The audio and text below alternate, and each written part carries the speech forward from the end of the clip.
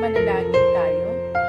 Sa ngalan ng Ama, ng Anak, at ng Espiritu Santo. Amen. Panginoon, maraming salamat sa biyaya ng buhay. Pinupuri ka namin. Patawarin mo po kami sa aming mga kasalanan. Mapagtanto rin po sana namin ang kahalagahan ng pag-aaral bilang susi sa magandang kinabukasan.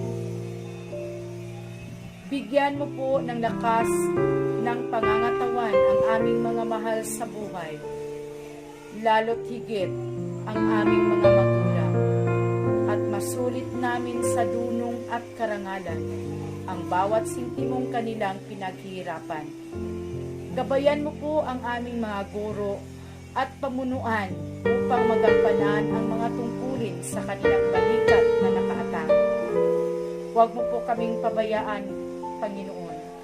Hawiin mo po ang kapahamakan sa aming daraanan at puspusin ng Espiritu Santo upang maging makadiyos, makatao, makakalikasan at makabansa. Sa pangalan ni Jesus. Amen. Sa ngalan ng Ama, ng Anak, at ng Espiritu Santo. Amen.